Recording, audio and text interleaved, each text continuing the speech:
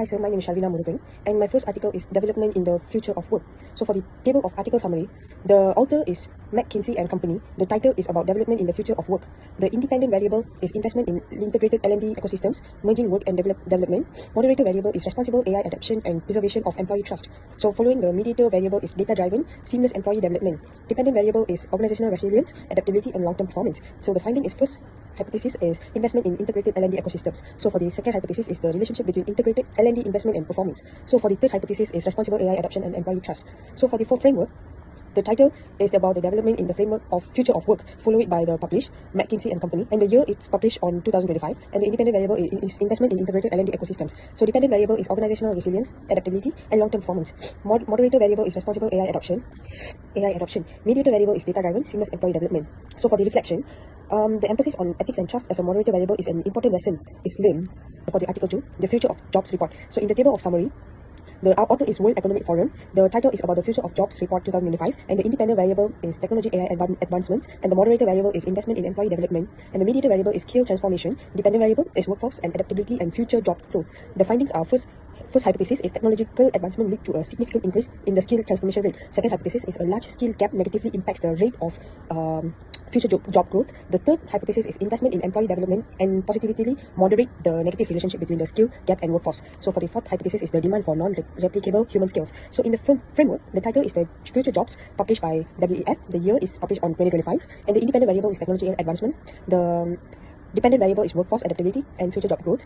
Moderator variable is investment in employee development. Mediator variable is skill transformation. So for the reflection, the dual nature of in-demand skill, the fastest growing ones being both technical like AI literacy and essentially human and not replicable like creativity and resilience. So it's important point of this reflection.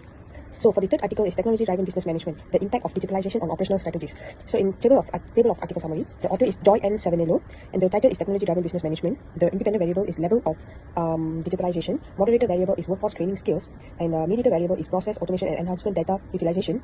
And the dependent variable is operational efficiency and financial performance. And the findings are hypothesis 1 is the level of digitalization positively impacts operational efficiency. The second hypothesis is the positive impact of digitalization. The third hypothesis is the workforce training positively moderate the relationship between digitalization and operational efficiencies. So the workforce summary, the title, the technology-driven business management, published by Joy N. Savanello. The year is 2025. Independent variable is level of digitalization. Dependent variable is operational efficiency. Moderator variable, workforce training. Mediator variable is process automation and enhancement data utilization. So in this article, however, this reflection is made to focus on moderator variable, explicitly name the employee resistance as a constraint to digital adoption, essentially justify the case for concurrent employee development. So the finding in technology is a prerequisite to the investment in people is the only element that turns the investment in technology into a hit business consequences. So that's all from me. Hi, Assalamualaikum warahmatullahi wabarakatuh. My name is Siti Sohail. So today I will present 3 articles. Okay, so for the first article, their author and year is Katja A. Mix 2025. Their title research is Adoption of Gen AI in Innovation Management across 13 companies of very size and industries. So for their independent variable is Gen AI adoption, human-centric focus, and technological readiness. And for the dependent variable is innovation management effectiveness and strategic implementation success. So for their findings, first is companies with higher technological readiness are more likely to adapt Gen AI successfully in innovation management. Second is a human-centric innovation culture positively influenced the effectiveness of Gen AI implementation. And the third is Gen AI adoption leads to distinct organizational typological that reflect strategic and operational difference. So and more. Okay, so for the second article is their author and year is Arshad Sorna 2025, and their title research is Challenges of Supply Chain Transparency in Digital Enterprise During Digital Transformation. And their independent variables, they have 3. It's digital transformations, data governance, and stakeholder coordination. Their dependent variables is supply chain transparency effectiveness. And for their findings is digital transformation increase the complexity of achieving supply chain transparency. For the second is data privacy and supply resistance are the most critical barriers to SCT in digital enterprise. And for third is organizational capabilities and stakeholder influence SCT outcomes and more findings. Okay, and for the last articles, the author and year is Radia Mohamad Noor 2025. Their title research is How Malaysian Employees Stay Competitive and Build Sustainable Careers amid AI Advancement. So for the independent variable is lifelong learning, personal attributes, adaptability, and resilience. So for the dependent variable is workforce competitiveness and employability. Okay, so for their findings is first is media plays an important role in shaping political messages. Identify the influence that media has and political provide relevant. And for the second is personal attributes such as adaptability and resilience are significant predictors of sustainable employability. And for the third is AI literacy and self-efficiency are lower among older workers, limiting their careers sustainability and more. That's all from me. Thank you. Hi, good evening, sir. My name is Tarshan, and I will elaborate the 3 articles that I chosen. The first article is Lieberberg and Miller on 2023. The title of the research is Importance of Employee Development Program in the Business. Okay, the IV is content, accessibility, integration, and feedback. For the DV is attitude toward us. The finding is content, accessibility, integration, and feedback all showed significant influence on students' attitude towards using mobile learning. The IV is the second one will be the article is the impact of technology advancement on employee performance in banking sector. The author is Imran Raplok and Farik on 2020. The finding is technology advancement has significant improvement in the effect of employee motivate. Technology advancement does not significant affect training. Technological advancement positively impact overall employee performance. The IV is technological advancement, employee motivation, and employee training. The DV is employee performance. Okay, sir. For third article is, the article name is Do Organization Spend Wisely on Employee Effects of Training and Development Invest on Learning and Innovation of Organization. Okay, the IV is internal training investment, external training is investment, learning practices. For the DV is innovation performance on organization. For the finding is internal training and increase learning practices, improve innovation, extending training, weak on performance innovation. For the third one is strong innovation climate, strengthen the positive effect of learning practices on innovation. From these 3 articles, I have learned that both employee development and the technology advancement has important roles in their own way, but they contribute the different ways. Employee development program help increase motivation, strengthen communication, and build positive workplace culture, which lead on the long-term performance. At the same time, technological advancement improve efficiency and boost employee performance. Efficiency when combined the motivated and proper support. I also learned that not all training is usually effect internal training, and strong learning practices create more innovation compared to the external training. Overall, the assignment helped me to understand the business achieve the best result when the balance investment in people and the technology. Thank you, sir. Good morning, sir. My name is Shankar Narani and I'll be presenting my 3 articles. For the first article, the IV is digital investment and the DV is hiring outcomes such as the profitability of hiring and the demand for highly educated workers. The study also considered firm characteristic and past hiring behavior as additional condition. The key finding is the higher digital investment leads firm to hire more skilled and educated workers, especially those in STEM, while reducing demand for low skilled workers. The framework shows the relationship clearly. Digital investment influences human capital upskilling, which leads to changes in hiring outcomes. This visually demonstrated that digitalization increased the need for employee development. So, from this article, I learned that digital transformation does not replace workers.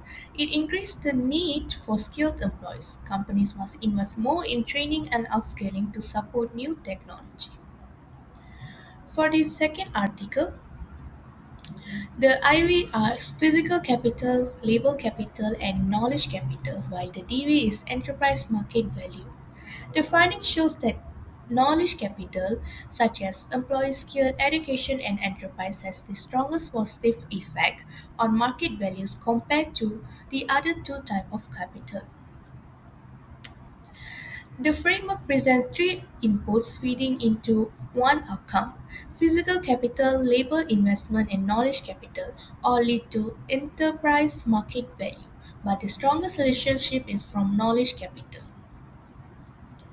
This article helped me understand how important employee knowledge is to long-term business performance. Even if company invests in machines or technology, it does not increase value without skilled employees to support it. I learned that organizations need to balance technology spending with equal or greater focus on developing workers.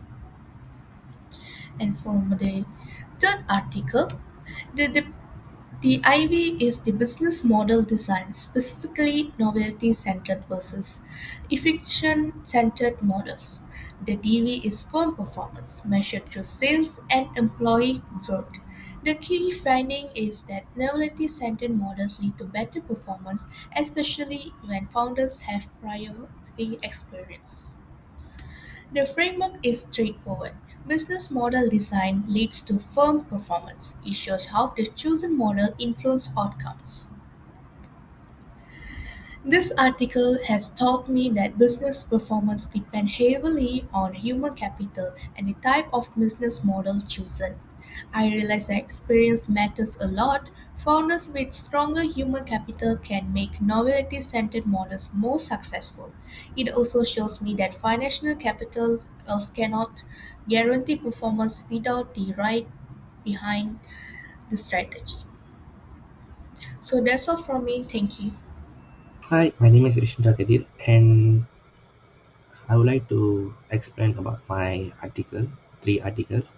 So the first article explains how digital transformation is reshaping business model innovation by changing the way firms create, deliver, and capture value.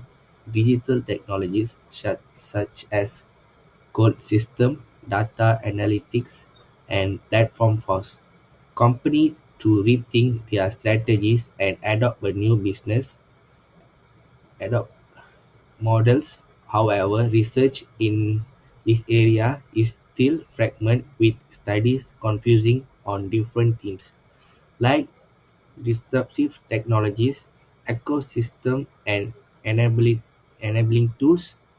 The authors also note that most work lacks strong theoretical foundation and is dominated by qualitative studies from developed countries. Overall, the paper highlights that digital transformation influences all the components of the business model, call for more empirical theory-driven research in drive regions and industries. Okay, for the second article shows that technology usage plays an important role in improving firms' performance. The study demonstrates that technology alone is not enough. It's work efficiently only when supported by a strong digital transformation strategy and high organizational agility. Using data from 195 frames of different sizes of authorized, find that digital technology improve transformation strategies and agility, which then lead to better performance. This means business should invest not only in technology but also in planning and developing agile process. The findings are especially relevant for small and medium enterprise, although the study is limited by self-reported and cross-sectional data. Okay, for the third article is focused on defining digital business model innovation. As Hexting research often uses the term without a clear, consistent meaning. From reviewing 57 publications, the authors identify five key characters of DBMI. It must be purposeful, non-trivial, dynamic, involve changes in business model, components, and shift from physical to digital formats. They propose a clearer, more useful definitions to reduce confusion in the field. The paper argues that DBMI is different from general digital transformation and requires firms to continuously learn and adapt. Future research should explore who drives DBMI, how digital technology both enable and limit innovation, and how frame capabilities over time. Thank you. That's all from me. Assalamualaikum, my name is Siti Nayuha. Okay, I will talk about my articles. The first article that I have chosen is the adoption of artificial intelligence in employee recruitment, the influence of contextual factors. The authors for this article are Yuan Pang, Fabian Froese, Neil Yu, Yuan Yu, Hu, and Mao Lin Yi, and was published in 2021. The independent variable for this article is, the first one is relative advantage, technological complexity, company size, technology competence, industry type, and regulatory environment. And for the there is no moderator variable. And for the dependent variable, there is AI usage in recruitment. For the findings, the first finding, for the first hypothesis isn't supported. It is relative advantage had no significant effect on AI usage. And for this first hypothesis, for the B, is supported. Complexity had a significant negative relationship with AI usage. And for the second hypothesis, not supported, neither asset specificity nor uncertainty significantly moderated the effect. And for the second hypothesis, supported, asset specificity significantly moderated the effect, reducing the negative impact of complexity. And for the third hypothesis, it is not supported. Company size had no effect on AI usage. And for the fourth hypothesis, is also not supported. It is significant positive moderation found. And for the last hypothesis, is also not supported. It is no significant effect found. And for the second article, the article is titled Business Strategies and Competitive Advantage, the Role of Performance and Innovation. The authors for this article is Ida Farida and Dodi Setiawan, and was published in 2022. The independent variable is business strategies, the mediator variable is business performance innovation, and the dependent variable is competitive advantage. For the findings, the first hypothesis is not supported. Positive relationship exists, meaning good strategies lead to improved business performance. And the second hypothesis not supported because business strategy doesn't directly influence innovation in this context. And for the third hypothesis, it is supported. Strong business strategy enhances competitive advantage. And for the fourth hypothesis, it is insignificant because business performance doesn't significantly mediate the relationship between strategy and competitive advantage. And the last hypothesis is supported. Innovation mediates the relationship between business strategy and competitive advantage. For the last article, the title is Human Capital, Technology and Economic Growth, a case study of Indonesia. The authors for this article is Emily Lestari Widarni and Suryani Bawono, and it was published in 2021. For the independent variable, there are two independent variables, which are human capital and technology. There is no mediator variable. And for the dependent variable, there is economic growth. And for the findings, the first hypothesis is supported. Why it is supported? Because technology has a significant positive effect on economic growth, both in the short and long term. This is in line with the theory that technology facilitates higher productivity, enhances innovation, and accelerates economic development. For the second hypothesis, isn't supported. Human capital, particularly through education and skill development, positively impacts economic growth over the long term. While human capital has a negative and insignificant effect in the short term, its long-term benefits are significant as it helps improve productivity and innovation. That's all from me. Thank you.